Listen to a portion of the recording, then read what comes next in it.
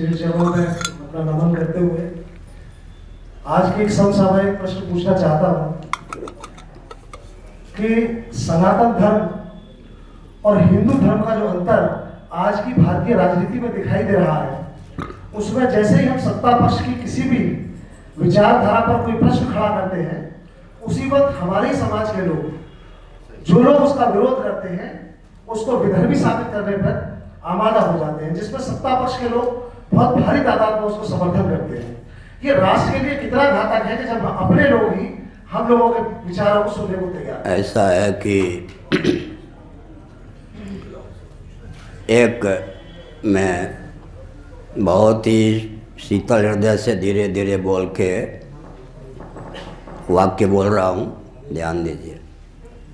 किसी प्रसंग में माननीय उच्चतम न्यायालय ने शिवसेना आदि मैंने संकेत किया बहुत पहले बाल ठाकरे जी के समय में, माननीय उच्चतम न्यायालय ने किसी प्रसंग में, न्यायालय तो धर्म का निर्णय क्या देगा आज का, हिंदू धर्म नहीं एक विचारधारा है, ऐसा निर्णय दिया, अपना भाव न्यायाधीश ने व्यक्त किया। अब जो हिंदू धर्म के पक्षधर माने जाते हिंदुत्व के, वो खड़े होकर क्या कहते हैं मालूम है, हम धार्मिक नहीं हैं, हिंदुत्व विचारधारा के समर्थक हैं। माने धर्म कोई ऐसा गर्हित पदार्थ है, धर्म एक ऐसी चीज़ है जिसको अपनाने पर हम धार्मिक हो गए तो कलंकित हो गए, समझ गए ना, कि धर्म शब्द के प्रति ही कितनी अनास्था उत्पन्न कर दी गई है। हिंदू धर्म नहीं, हिंदू एक विचारधारा है। दूसरी बात, आधुनिक हिंदुत्व को लेकर आपने प्रश्न किया ना, सुनिए। पूरे बृहदारण्यक उपनिषद का मैं सारांश व्यावहारिक धरातल पर बताता हूँ, बहुत बृहत है उपनिषद, भाष्य सहित तो इतना मोटा हो जाता है ग्रंथ। रोटी बेटी, ये शब्द तो बहुत देहात प्रचलित है ना, रोटी बेटी की मर्यादा आप छोड़ दीजिए, सब कुछ व्यर्थ। रोटी बेटी की सनातन शास्त्र सम्मत मर्यादा जब तक है तभी तक वंश बच सकता है। रोटी, किसी को गाली आप देंगे या कोई देगा, आप नहीं गाली देंगे, कोई देगा तो रोटी बेटी को लेकर ही तो गाली देगा ना। रोटी बेटी की मर्यादा जो नहीं मानता उसको गाली क्या लगेगी। रोटी बेटी की मर्यादा को हिंदुत्व के नाम पर नष्ट करने वाले, दिशाहीन करने वाले ही हिंदू के ठेकेदार बन गए। जबकि रोटी बेटी की मर्यादा जब तक सुरक्षित है सनातन शास्त्र सम्मत, तभी तक वर्ण संकरता, कर्म संकरता के चपेट से हम मुक्त हो सकते हैं। समझ गए, ध्यान गया। अब थोड़ा विचार कीजिए। इसलिए अब आपके सामने समस्या है, उसका समाधान यह है, आर्थिक दृष्टि से, जनसंख्या की दृष्टि से, हर दृष्टि से, काम शास्त्र की दृष्टि से, धर्म की दृष्टि से, मोक्ष की दृष्टि से, नान्या पंथा विद्यते यनाया, सनातन परंपरा प्राप्त जो हिंदू धर्म का स्वरूप सिद्ध होता है, उसके अतिरिक्त और कुछ हो ही नहीं सकता। इस तत्व को सिद्ध करने की आवश्यकता है श्रुति युक्ति अनुभूति के बल पर। उदाहरण में नमूना के रूप एक प्रश्न करता हूँ, उत्तर आपको नहीं देना है। ऐसी व्यवस्था की कल्पना कीजिए जहाँ हर व्यक्ति की जीविका जन्म से आरक्षित है, आजकल है या नहीं।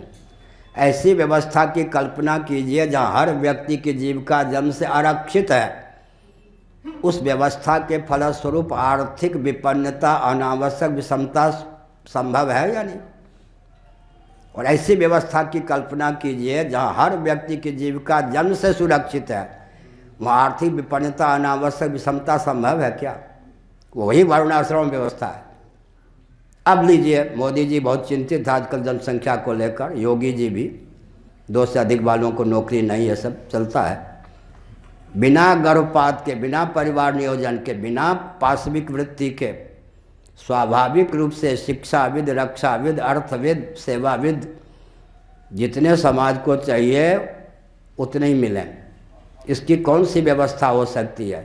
नाम लिए बना, मैंने क्या प्रश्न किया, जनसंख्या बिना गर्भपात के, बिना परिवार नियोजन के, बिना पिशाच वृत्ति के जनसंख्या सदा संतुलित रहे, इसकी क्या व्यवस्था होगी?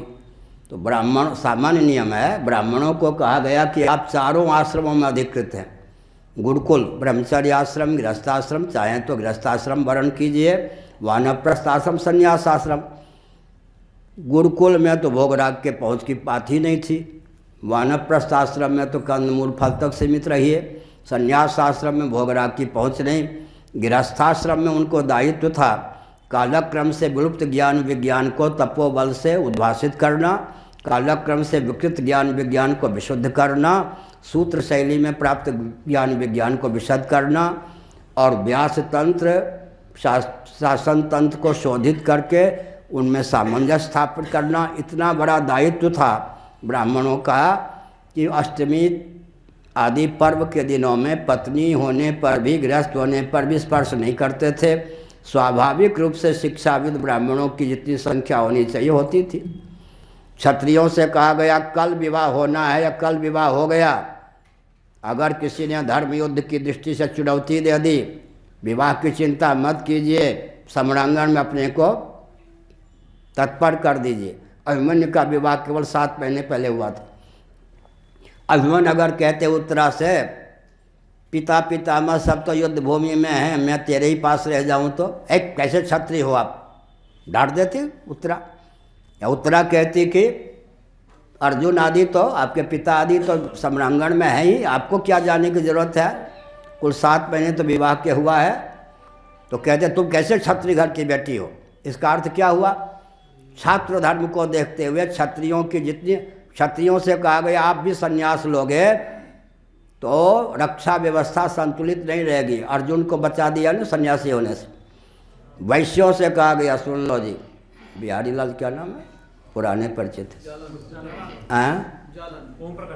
ओम प्रकाश जी, हाँ सुनिए, वैश्यों से कहा गया आप भी वानप्रस्थ बनोगे, सन्यासी बनोगे, कृषि गौरक्ष वाणिज्य के प्रकल्प संतुलित नहीं रहेंगे। शूद्रों से कहा गया आप गुरुकुल के, वानप्रस्थ के, संन्यास के दरवाजे खटखटाओगे तो कुटीर उद्योग सेवा के प्रकल्प आप देश का संतुलित नहीं रहेगा। तो अपने आप जनसंख्या जितनी होनी चाहिए उतनी होती थी।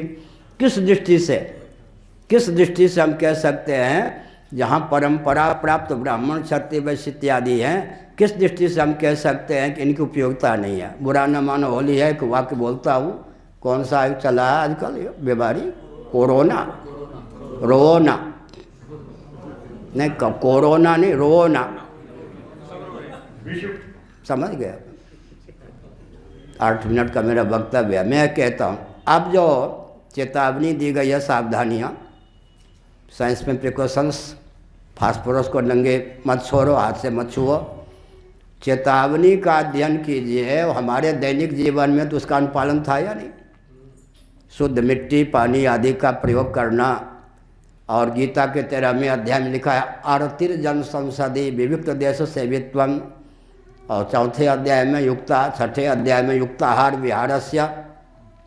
घुमा फिरा के जो हमारी परंपरा थी, ये लोग दकियानुशीन हैं, छुआछूत मानते हैं, समझ गए, और क्या है, जाति पाति मानते हैं। और बेटी के घर भी, बेटी का विवाह हो जाए तो भोजन नहीं करते हैं। और देवियाँ अगर रजोधर्म में हैं तो स्पर्श नहीं करते हैं। अब सारी चीज़ वही आ रही है नहीं। कितनी चिड़िया उड़े आकाश चारा है धरती के पास, श्री विष्णु आश्रम जी महाराज कहा करते थे, दंडी स्वामी जी। घुमा फिरा के आप कुछ भी करो, घुमा, अच्छा अभी मकान बनाते हैं तो टेढ़े मेरे सीमेंट के सही, प्लास्टिक आदि किस तरह मेरे खंभे ऐसे गढ़ते न, घुमा फिरा के कुछ भी करो, आना वही है, समझ गए न। इसका अर्थ क्या हुआ?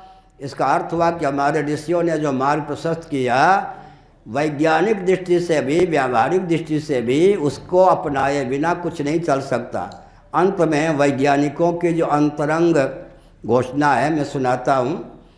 वर्तमान में जो विकास को परिभाषित किया गया है, उसके क्रियान्वयन का प्रकल्प चल रहा है। अगर यह क्रम चलता रहा तो 30 वर्षों से अधिक मनुष्यों की सृष्टि नहीं है, ये वैज्ञानिकों ने घोषित किया। अब आप क्या कीजिएगा?